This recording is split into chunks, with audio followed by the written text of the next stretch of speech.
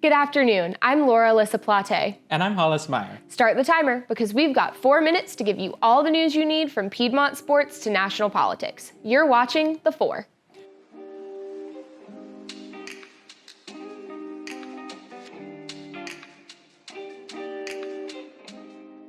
Wednesday was the Summer Travel Showcase. If you didn't have a chance to swing by, go to piedmont.edu/STS for more information on these amazing trips. Down payments of $50 for the first trips are due October 1st. Yep, there's only like 236 days until we leave for Italy. Throughout this week, the Johannine staff took headshots of their fellow students to fill the 100th edition of the Piedmont Yearbook. Go ahead and mark space in your calendar for April for the yearbook release party. Wow. Fall Family Day is October 5th from 11 a.m. to 1 p.m. in the Student Commons.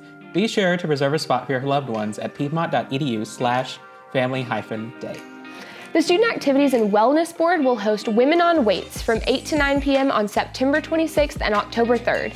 This fitness class is taught by Killian McLean and teaches basic lifting, nutrition, and fitness techniques. Be sure to keep an eye on your Living Like a Lion email for upcoming events and announcements. The Lady Lions soccer team flew to Texas yesterday for a tournament in Abilene. Tennis, soccer, cross country, and cycling all compete this weekend. Check the Piedmont Athletics website for more information on times and locations. Congratulations to Jordan Abbott and Carson Wiener for earning the weekly award for USA South.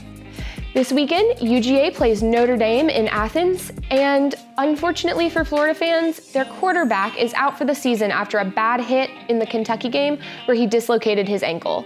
Their replacement quarterback hasn't started since his freshman year of high school, so this ought to be interesting.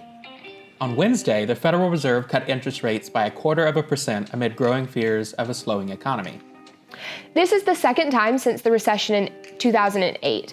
The other cut happened in July. President Trump has called for lower rates, but he said that it was disappointed the cut wasn't to 0%. This past Saturday, Corrales oil field and the Abqaiq processing facility were hit by drones, according to the U.S. State Department. Secretary of State Mike Pompeo called the strike an act of war and said that the United States was working to build a coalition to deter further attacks. Hurricane Humberto strengthened into a Category 3 hurricane Wednesday and is expected to drench the island of Bermuda before it drifts out into the Atlantic Ocean. In the Gulf of Mexico, Tropical Depression Imelda is expected to dump some 6 to 12 inches of rain. Tropical Storm Jerry is expected to turn northeast and drift into the Atlantic, narrowly missing Puerto Rico. 2 New York Times reporters have a new book which describes further allegations of sexual harassment involving Brett Kavanaugh, the Supreme Court justice appointed by President Trump in 2018. These allegations have breathed fresh life into criticism of the justice and have freshened opponents' calls for his impeachment. Many 2020 Democratic candidates for president have called for his impeachment, including Senators Kamala Harris, Elizabeth Warren, Cory Booker, Mayor Pete Buttigieg, and former HUD Secretary Julian Castro. This weekend, Ad Astra, Downton Abbey, and Rambo: Last Blood hit the theaters. Yay! The Piedmont Theater Department will perform Cabaret opening October 3rd. Piedmont students get a free ticket, so be sure to reserve yours soon. I can't wait to see it.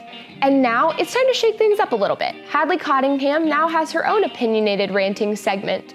Take it away, Hadley. Thanks, Laura Alyssa.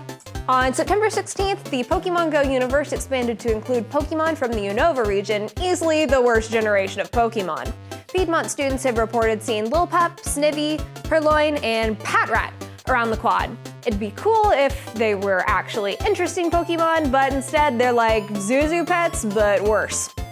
Here's my friend code. Please add me so I can finish my field research before I return back to my boundless void. Laura? I feel indifferent. It's time to wrap up today's show with some good news. Yay! This week, an elephant which was rescued 14 years ago by Sheldrick Wildlife Trust returned to the nursery to show her rescuers her new baby. Aw, that's so sweet. Loijuk was found orphaned in northern Kenya and taken into the Wildlife Trust. She brought her calf Lily to meet her favorite humans. We're told there were happy tears all around. Aww. Well, that's The 4. Join us next week for more news brought to you by The Roar.